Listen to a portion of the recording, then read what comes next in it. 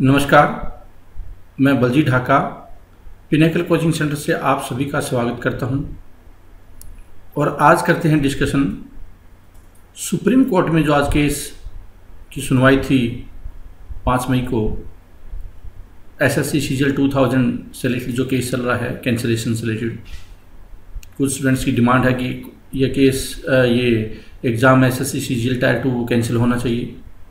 तो उसके ऊपर अभी जो कोर्ट में केस चल रहा है, काफ़ी सुनवाई हो चुकी है, लगभग 10वीं लिस्टिंग थी ये। और इस लिस्टिंग में भी कोई फैसला नहीं हुआ, क्योंकि अभी जो जांच कमेटी बनी हुई है जिसको जस्टिस सिंघवी के नेतृत्व में, उनको अभी अपनी रिपोर्ट देनी है। तो हम देखते हैं इस पे और क्या क्या चीज़ें डिस्कशन का पॉइंट होगा इस प्रेजेंटेशन में, कि टायर 2 से रिलेटेड जो करंट इश्यू चल रहे हैं कैंसिलेशन से रिलेटेड, उस पर क्या हो रहा है। जेन्युइन एस्पिरेंट और जो विक्टिम है इसमें, विक्टिम वो जिनका सर्वर ठीक से नहीं चला या मिसमैनेजमेंट का शिकार हुए, और जेन्युइन कैंडिडेट वो जिनका एग्ज़ाम कैंसिल न हो, उनका कोई दोष नहीं है, वो एक मुहिम चली हुई है जिसमें पिनेकल भी शामिल है, वो कैंडिडेट। तो उनके सामने अभी क्या चैलेंजेस है और इस तरह की प्रॉब्लम फ्यूचर में स्टूडेंट्स को न झेलनी पड़े, उसके लिए क्या आप लोग कदम उठा सकते हैं, स्टूडेंट्स कदम उठा सकते हैं या हम उसकी हेल्प कर सकते हैं। और इस तरह की जो अनसर्टेनिटी आती है, अगर आ जाती है, तो उसमें क्या रेमेडीज होनी चाहिए, क्या एक्शन होने चाहिए, ये 4 बिंदु पे हम लोग इस प्रेजेंटेशन के माध्यम से डिस्कस करेंगे। तो जैसे मैंने स्टार्टिंग में बोला कि करंट जो स्टेटस चल रहा है कि दो जजों की जो कमेटी बनी हुई है, उनकी जांच अभी पूरी नहीं हो पाई या उनकी रिपोर्ट कंप्लीट नहीं हो पाई, और जिसकी वजह से क्या है कि ये केस थोड़ा और आगे चला गया है। Need more time to submit final report. शायद जो इन्वेस्टिगेशन है वो एक व्यापक है, टेक्निकल असिस्टेंस चाहिए, उन एसएससी से भी मदद चाहिए, ताकि जो कैमरे से रिलेटेड है या बाकी और जो इससे रिलेटेड जुड़े हुए पहलू है, उसकी अच्छी तरह से इन्वेस्टिगेशन की जा सके। जितनी भी माल प्रैक्टिस हुई है या नहीं हुई है, अगर सुप्रीम कोर्ट के रिटायर्ड जजेस करते हैं तो ऑब्वियसली है कि स्टूडेंट्स में भी एक अच्छा मैसेज जाएगा और एसएससी भी एक अलर्ट रहेगी। जैसे कि पिछले जो 20 तारीख को सुनवाई हुई थी, उसमें 5 तारीख को जो ऑर्डर निकला था 5 तारीख के लिए कि अगली सुनवाई होगी, उसमें ये ऑर्डर का प्रावधान था। मैं थोड़ा पढ़कर भी सुना देता हूँ जिससे कि ज़्यादा समझ में आए कि मामला है क्या। After having heard the learned counsel for the petitioner and Mr K Radhakrishnan learned senior counsel appearing for the Union of India, we are prima facie of the view that CCTV footage at the 34 centre need to be examined। 34 centres पे CCTV की footage को examine किया जाना है, और उसके लिए prima facie उनको लगता है कि इनकी जांच हो जाए तो ज़्यादा बेटर होगा, ताकि वो कंक्लूजन पे निकले, पहुंच जाए Supreme Court. We are informed that the honourable justice GS Singhvi and honourable justice Anil R Dave, former जज of this court, we are उनके लिए क्या है, have graciously consented to render assistance in the matter। 2 जजेस होंगे, जस्टिस दवे और जस्टिस सिंघवी। काफ़ी ज़्यादा जाने माने जजेस हैं। सिंघवी जो कि आप 2G स्पेक्ट्रम से रिलेटेड, रिलायंस से रिलेटेड जो केस था उनके ऊपर, और जो एक होमोसेक्सुअल पे केस था उनके ऊपर, इस तरह के जो बड़े बड़े केसेस हुए हैं उनके लिए उन्होंने अपने जजमेंट दिए हैं। It will be open to honorable judges to seek any technical assistance from Staff Selection Commission or for that matter from any other source. The required secretarial assistance shall also be provided by the Staff Selection Commission to the honorable judges, including any other assistance required by them. We request the honorable judges to undertake this exercise confidentially, and a report after the examination be also read confidentially to this court. It will also be open to both the parties to file a work memo before the honorable judges regarding the points to be examined. तो obviously क्या है कि जो concern parties होंगी वो जजेस के सामने अपनी बात को रख सकती हैं। जांच के टाइम में कॉन्फिडेंशियल रिपोर्ट होगी और उसके बाद फैसला है वो किया जाएगा। तो आज जो रिपोर्ट कंप्लीट होकर जजेस के सामने आनी थी, मुझे लगता है कि अगर रिपोर्ट भी होती तो वो फैसला आने में फिर एक लग सकता था, क्योंकि एसएससी के को भी अपना पक्ष रखना था मजबूती से और वो एलिगेशन को काउंटर करना था, और जो जिसने ये पटिशनर है उनको भी अपनी बात को बहुत स्ट्रॉन्ग से रखना था कि ऐसा क्यों हुआ। और क्योंकि वो जांच रिपोर्ट है अब वो आ चुकी थी, तो जांच के बाद थोड़ी डिस्कशन के बाद में ये फैसला होना था, आर्ग्यूमेंट के बाद, कि क्या इस पे फैसला हो सकता है। और उस केस में क्योंकि सुप्रीम कोर्ट ने गवर्नमेंट ऑफ इंडिया को भी नोटिस जारी किया, और देखो एसएससी भी गवर्नमेंट संस्था तो जरूर है, लेकिन एसएससी है वो एक एग्जीक्यूटिव बॉडी है और अलग से एग्जाम कंडक्ट करती है। गवर्नमेंट ऑफ इंडिया का मकसद इन्वॉल्व करना ये है कि जिससे कि अगर बड़ा फैसला लेना हो सुप्रीम कोर्ट को तो गवर्नमेंट के लूप में हो। जैसे कि अगर मान लो एग्जाम है कि इसको बड़े स्तर पे अगर चेंज करना पड़े, कोई ऐसा फैसला करना पड़े, तो ऑब्वियसली क्या गवर्नमेंट ऑफ इंडिया से पूछा जाएगा कि क्या इस पैटर्न पे एग्जाम को कंडक्ट किया जा सकता है या नहीं किया जा सकता, ऑनलाइन को किया जा सकता है या ऑफलाइन होना चाहिए, या ओएमआर बेस्ड होना चाहिए, या सब्जेक्टिव होना चाहिए, या आप क्या रिकमेंडेशन करते हैं। तो कहीं ना कहीं एक लार्जर पिक्चर को लेने के लिए गवर्नमेंट ऑफ इंडिया को इन्वॉल्व किया गया था, और यही कारण है कि एसएससी के एडवोकेट के अलावा आज जो सुप्रीम कोर्ट में अवेलेबल थे वो सॉलिसिटर जनरल ऑफ इंडिया थे। सॉलिसिटर जनरल ऑफ इंडिया का मतलब ये नहीं कि कोई ये केस में कोई बहुत बड़ा भूचाल आ गया है, ऐसे कोई फर्क नहीं है, लेकिन सिर्फ ये कि गवर्नमेंट ऑफ इंडिया का अपना ओपिनियन क्या होगा अगर कोई इस तरह का बड़ा डिसीजन अगर उसमें लेना हो। तो जो सबसे बड़ा लॉ ऑफिसर होते हैं वो अटॉर्नी जनरल ऑफ इंडिया होते हैं, जो कि कॉन्स्टिट्यूशनल बॉडी होती है, और जो सॉलिसिटर जनरल है वो हालांकि कॉन्स्टिट्यूशनल बॉडी नहीं है, वो सिर्फ एक लॉ ऑफिसर है जो कि असिस्ट करते हैं अटॉर्नी जनरल को। क्योंकि ये इतना बड़ा तो केस नहीं है कि अटॉर्नी जनरल ही खुद प्रेजेंट हो जाए, उनकी जरूरत भी नहीं है।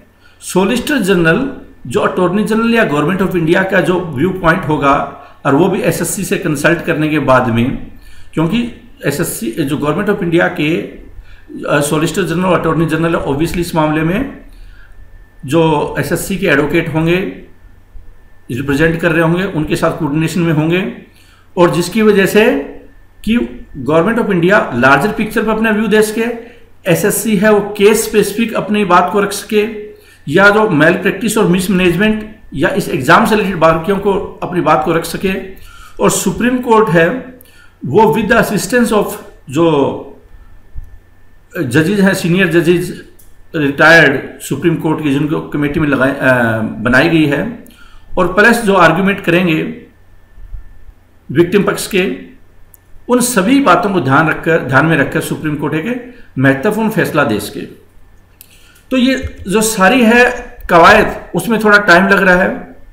मुझे लगता है कि 9 तारीख को भी हो सकता है, 50% चांसेस है कि ये फैसला कंप्लीट हो, जजमेंट ना आए, सिर्फ हियरिंग कंप्लीट हो जाए और जजमेंट को सुरक्षित रखा जा सकता है 2-4 दिन के लिए, जिसपे कि पूरा फाइनल डिसीजन है कि इस मामले पे क्या लिया जा सके।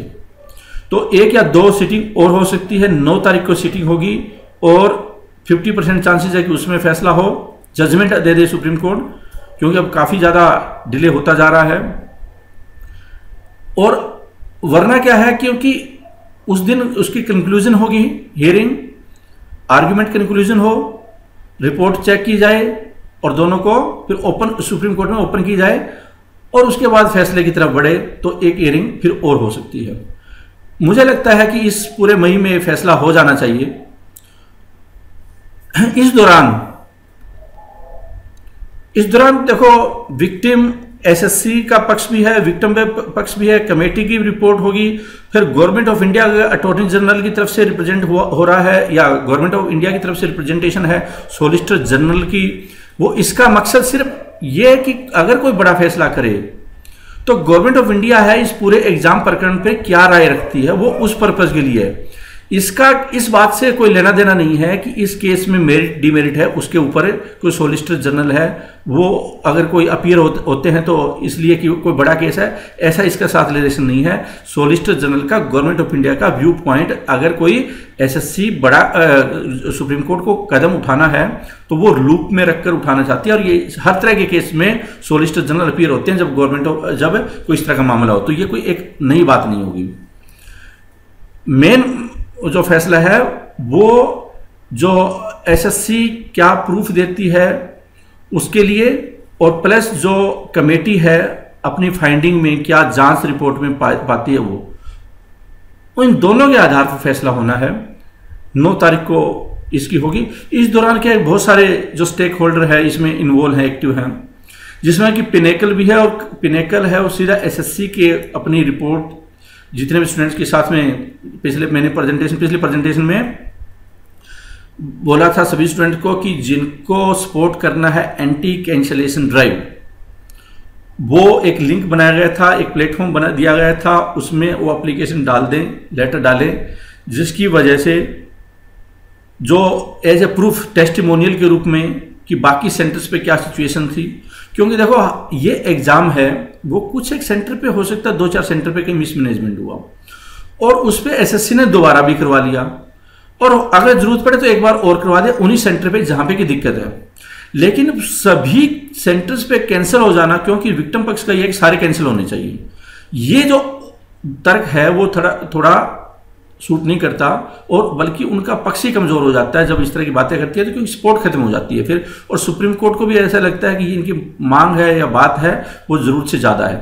ऐसा हो सकता है फिर बाद में इस बात को इंटरप्रिटेशन किया जाए, क्योंकि जैसे कि वो और ऐड करना चाह रहे थे आज सुप्रीम कोर्ट में एप्लीकेशन वगैरह की इन सेंटर की भी इन्वेस्टिगेशन हो, तो वो ऐड है वो नहीं होने दी गई और मामला रखा गया कि बस इसी के आधार पे जांच हो, क्योंकि अगर यहाँ पे गड़बड़ है तो वहाँ पे भी फिर पूरा सुप्रीम कोर्ट ओवरऑल अपना एनालिसिस कर सकता है जजमेंट के टाइम में। तो हमने भी लगभग हमारे पास 700 से ज़्यादा स्टूडेंट्स ने एप्लीकेशन भेजी और वो हमने डायरेक्ट फॉरवर्ड की है एसएससी को, एसएससी के सारे रीजनल ऑफिस को भी और एसएससी के हेड ऑफिस को भी हमने फॉरवर्ड की है चेयरमैन के नाम से।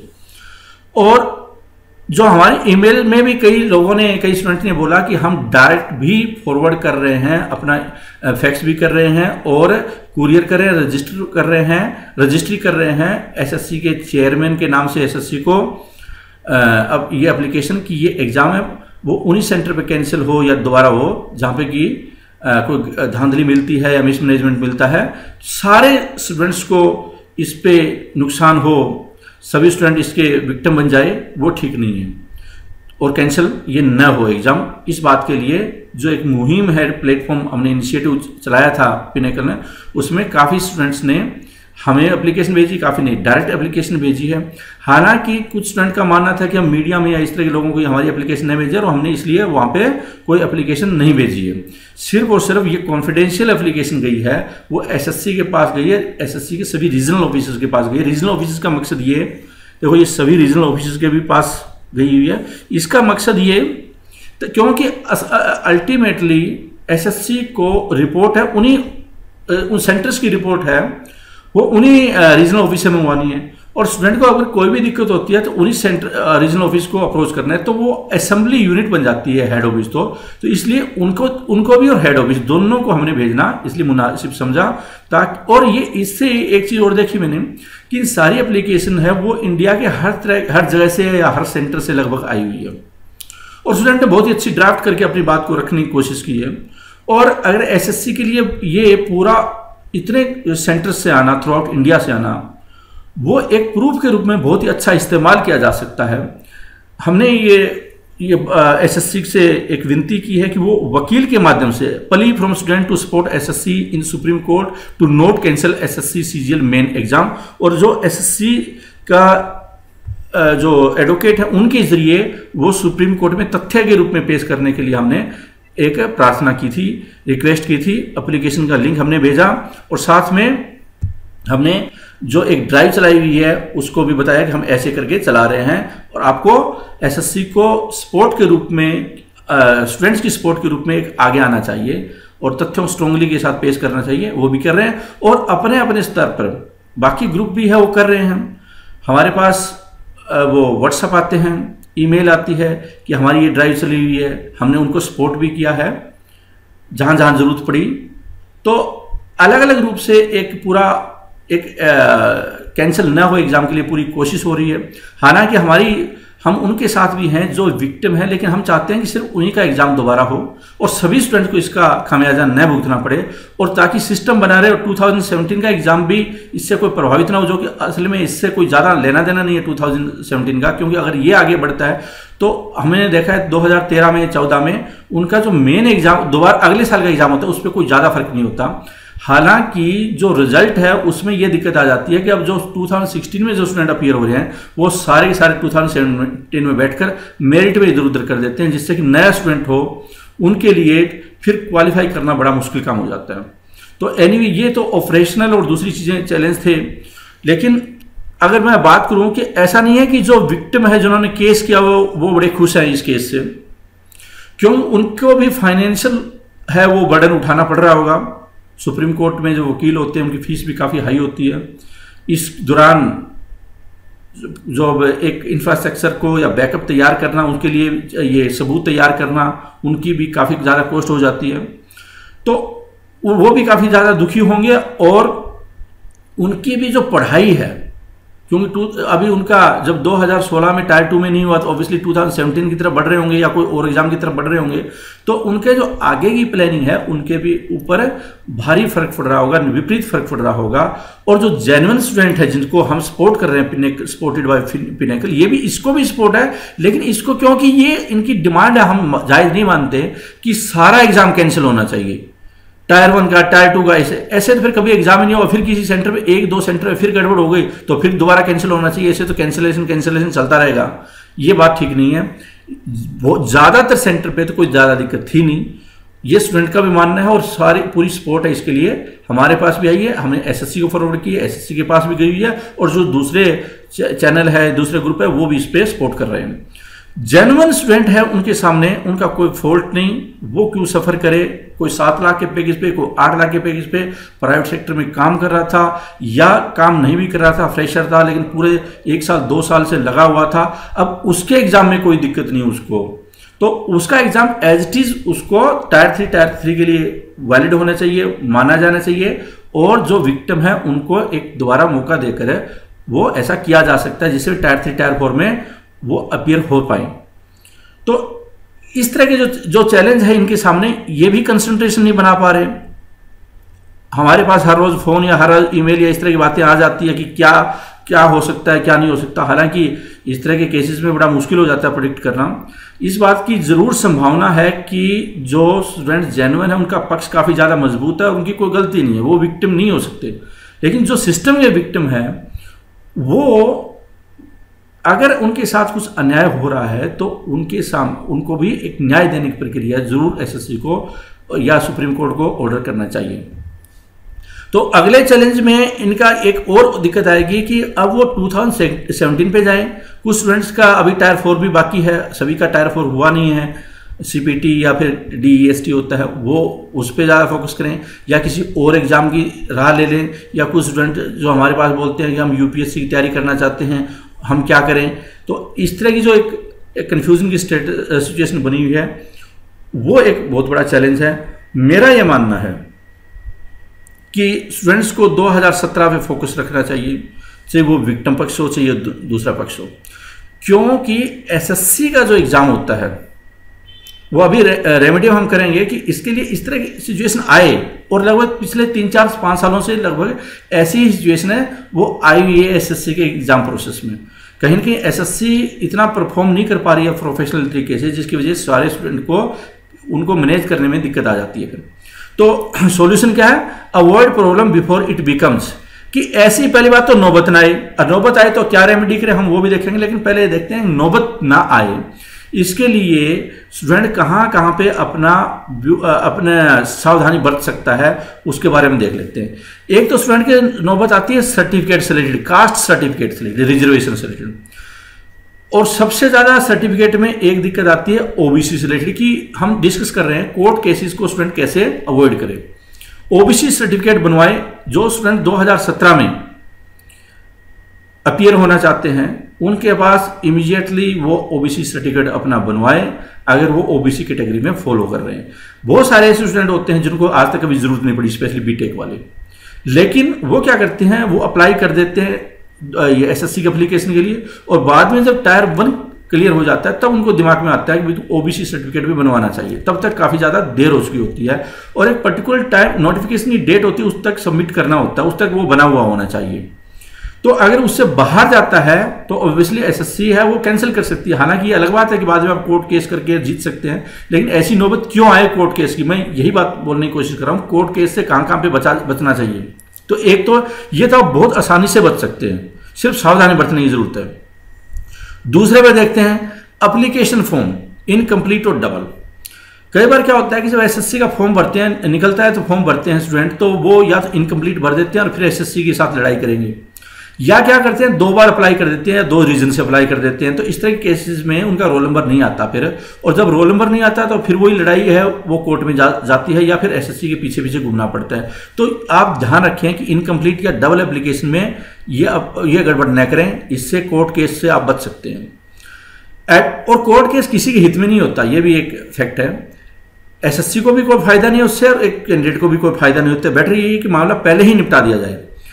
एडमिट कार्ड है एक, वहां पे दिक्कत आती है कि कई स्टूडेंट है उसमें एडमिट कार्ड में कुछ खामी हो जाती है या पूरा नहीं हो पाता, या फिर फोटो किसी मैच नहीं हो पाती, या इस तरह की या फिर जो सेंटर है वो लोकेट नहीं हो पाता। एक ये भी एक इश्यू आ सकता है कि सेंटर पे टाइम पे नहीं पहुंचे, या सेंटर थोड़ा दूर था, सेंटर के साथ कन्वीनियंस नहीं था। जैसे कि अभी जो केस चल रहा है उसमें कुछ स्टूडेंट का यह मानना था कि जब दोबारा री एग्जाम हुआ हमारा सेंटर इतनी ज़्यादा दूर कर दिया गया कि हम टाइम पे पहुंच ही नहीं पाए। तो आप पहले ही सिचुएशन को एनालाइज कर लें कि अगर आपका री एग्जाम होगा तो सेंटर वो आपके नज़दीक नहीं आने वाला है। क्यों नहीं आने वाला है? क्योंकि अब बच्चे कम हैं, तो वो एसएससी एक फिक्स इस ढंग से अपनी स्ट्रेटजी करेगी, क्योंकि उसको अपनी कॉस्ट भी मैनेज करनी होती है और पूरे इंफ्रास्ट्रक्चर को मैनेज करना होता है। तो आप भी पहले उसी तरीके से तैयार रहें कि अगर री एग्जाम होता है तो आपका सेंटर काफ़ी ज़्यादा इधर उधर हो सकता है। जैसे कि अगर कोई हरियाणा का कैंडिडेट है, अगर वो जम्मू कश्मीर में भी सेंटर आ जाए उसका, तो उसको हैरानी नहीं होनी चाहिए, क्योंकि एसएससी ऐसा पीछे काफ़ी बार कर चुकी है। आप मेंटली तैयार रहें। एसएससी को करना चाहिए नहीं करना चाहिए वो एक अलग मुद्दा है, लेकिन आप जरूर इसके लिए तैयार रहें कि ऐसी सिचुएशन में सेंटर अगर इधर उधर आता है तो आप पहले ही दिन वहां पे पहुंच जाएं। इसी में आपकी भलाई है, ताकि आप फिर बाद में कोर्ट केसेस में न उलझें।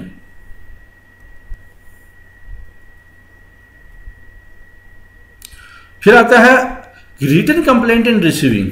ये क्या है?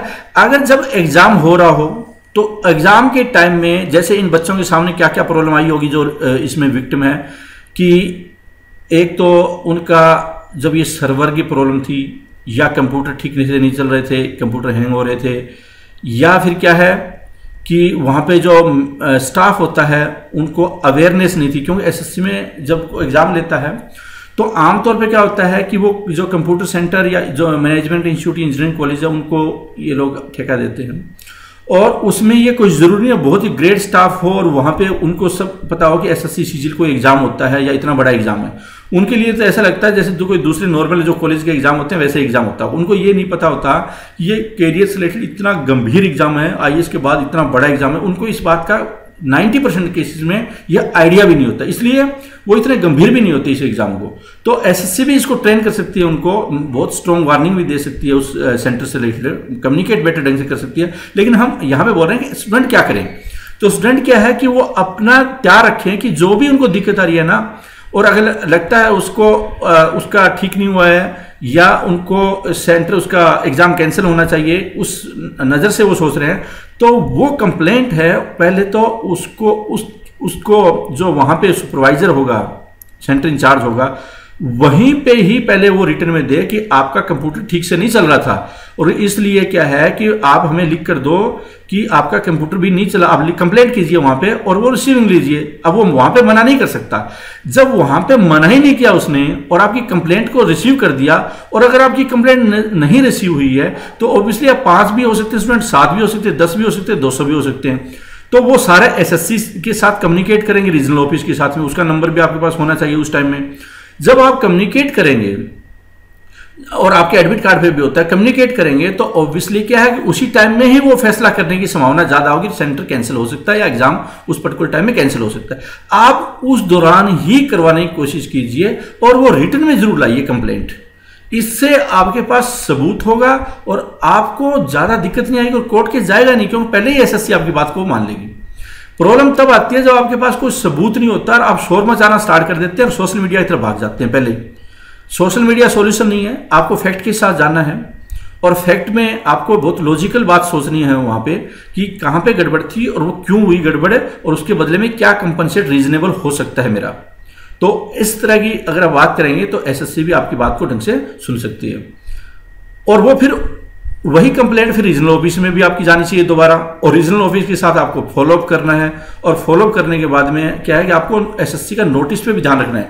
अभी कुछ स्टूडेंट का ये बोलना था कि मेरा री एग्जाम हुआ लेकिन मुझे पता ही नहीं चला कब हुआ मेरा री एग्जाम, जबकि ये नोटिस तो एसएससी ने बहुत पहले डाल दिया था री एग्जाम का, जो 12-13 जनवरी को हुआ था टायर 2 का दोबारा। अगर किसी स्टूडेंट को पता नहीं चल पाया तो ऑब्वियसली क्या है कि उसमें जागरूकता का अभाव है। अब हर बात के लिए ही किसी को दोष देना वो एक अच्छी बात नहीं होगी, आपको थोड़ा अलर्ट रहना पड़ेगा।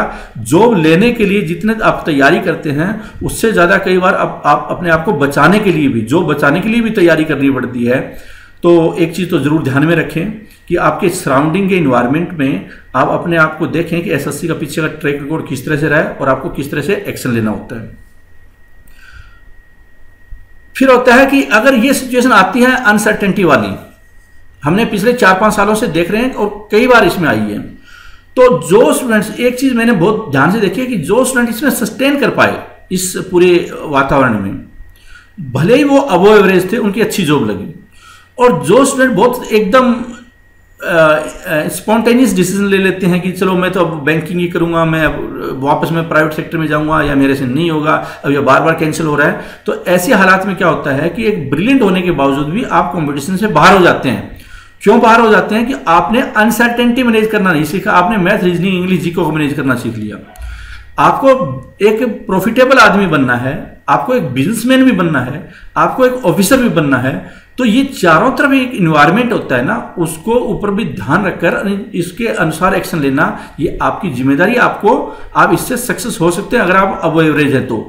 अब देखो 2016 का बाय चांस अगर कैंसिल हो जाता है, जिसकी संभावना अगर हो सकता है 2-4% हो, तो ऐसी सिचुएशन में कुछ स्टूडेंट ऐसे जो बहुत कंसिस्टेंसी के साथ तैयारी कर रहे हैं लेकिन वो अबव एवरेज है, वो कोई ग्रेट नहीं है, वो स्टूडेंट इसमें निकाल सकते हैं इस एग्जाम को। और जो स्टूडेंट बहुत ज़्यादा दिमाग में बहुत टेंशन ले लेते हैं और उसके अगर 500 भी मार्क्स आए हैं तो उनके ऊपर प्रेशर आ जाएगा। और कई तो ऐसे होंगे जो कि वापस से हो सकता है प्राइवेट सेक्टर में चला जाए, वापस अपने काम पे चला जाए या किसी इधर उधर दूसरे एग्जाम में वो व्यस्त हो जाए। तो आप एक तो क्या है कि प्रिपरेशन एसएससी की हमेशा कंटिन्यूस होना चाहिए। वैसे भी रिजल्ट लगभग 1 से 1.5 साल में आता है और उसके बाद ज्वाइनिंग में थोड़ा टाइम लगता है। तो मैं ये गाइड करता हूं कि जब भी कोई एसएससी सीजीएल की तैयारी करना स्टार्ट करें, वो कम से कम अपना, देखो 1 साल तो आपको इसलिए रखना पड़ेगा क्योंकि प्रोसेस से लंबा है, तो वो 1 साल और साथ में ऐड करके चले। इसका गैप वो जरूर रखे कि ये 2 साल का काम जरूर होगा। जैसे यूपीएससी में अगर आप 3 साल सोच सकते हैं तो इसमें कम से कम 2 साल जरूर आप लगा सकते हैं। ये अलग बात है कि आप फ्रेशर भी है तो भी निकाल सकते हैं, 2 महीने की तैयारी में निकाल सकते हैं, वो एक अलग सिचुएशन आ जाती है। लेकिन क्योंकि एग्जाम का शेड्यूलिंग पे बात हो रही है, उसके अनुसार डिसीजन की बात कर रहा हूं मैं, तो आपके माइंड में वो पिक्चर जरूर क्लियर हो जाए। फिर कीप रिवीजन, जो आपने पढ़ा है, देखो रिवीजन करना ये आपकी सबसे बड़ी और सबसे अच्छी हैबिट होनी चाहिए। आमतौर पर स्टूडेंट है वो बोर हो जाते हैं और वो क्या करते हैं फिर कि रिवीजन करने की बजाय वो इधर उधर भटकना स्टार्ट कर देते हैं। वो कोई ऐसा क्वेश्चन ढूंढने की कोशिश करेंगे या मुश्किल करने की कोशिश करेंगे, इससे वो भटकाव हो जाता है, सिलेक्शन नहीं होगा, वो सिलेक्शन की तरफ उसको आप भटक गए हैं रास्ते से। तो जो चीज़ आपने की उन्हीं को रिवीजन करते रहें। थोड़ी थोड़ी चीज़ें वैसे 5-7% ऐड कर सकते हैं, आप उनको रिवीजन को भूलकर सारी चीज़ें ऐड करनी स्टार्ट कर दी तो गड़बड़ हो जाएगी। Keep adding, keep learning new ideas. आप मैथ में कैसे बेटर कर सकते हैं, रीजनिंग में कैसे बेटर कर सकते हैं, विद इन फोकस के साथ में। ऐसा नहीं है कि आप अपनी मेन चीज रिवीजन को भूलकर और कोई नई चीज स्टार्ट कर दिया, वो गड़बड़ नहीं होनी चाहिए। Never say die if you are a true SSC CGL aspirant. ये सबसे बड़ी मैं आपको सलाह दूंगा कि आप एसएससी सीजीएल एस्पिरेंट हैं, आपको एसएससी को गालियां देने से कुछ नहीं मिलेगा, आपको सेंटर को गालियां देने से कुछ नहीं मिलेगा, आपको अपने दोस्तों को गालियां देने से या उनसे ईर्ष्या करने से भी कुछ नहीं मिलेगा। उसका हो गया, मेरा नहीं हुआ, उसने ये कर दिया, मेरा नहीं हुआ। इन चीज़ों का आपको कोई याद नहीं रखने वाला है। आपको याद रखा जाएगा इस रूप में कि आप अगर एसएससी सीजीएल एस्पिरेंट थे, आपने वो जब तक कि आपका सिलेक्शन नहीं हुआ उस मैदान में रुके रहे, कि वो 1 साल 2 साल 3 साल, और इस दौरान आप अपनी कैपेबिलिटी को फोकस के साथ में जस्टिफाई कर पाए, आप याद रखे जाएंगे पूरी फैमिली में भी, समाज में भी। उम्मीद करता हूं कि जो मैंने डिफरेंट एस्पेक्ट इसको खोलने की कोशिश की है इस केस के माध्यम से, चाहे वो रेमेडी से रिलेटेड हो, चाहे किस तरह की दिक्कत आती है स्टूडेंट को, कहाँ बचना चाहिए कोर्ट केस से रिलेटेड, या फिर क्या इस पर्टिकुलर सिचुएशन में क्या संभावना हो सकती है। संभावना 5-7% ही है कैंसिल, 5% से कम है कैंसिल की, लेकिन फिर भी स्टूडेंट्स को लगातार एग्जाम से तैयार रहना, लगातार एग्जाम के लिए तैयार रहना चाहिए। मैं उम्मीद करता हूँ कि सुप्रीम कोर्ट जो भी फैसला करेंगे सभी स्टूडेंट के हितों को ध्यान में रखते हुए लॉन्ग टर्म इम्प्लीकेशन उसका सकारात्मक हो, उसी रूप में होगा। Thank you very much for watching this presentation. 9 तारीख को फिर दोबारा मिलते हैं। All the best.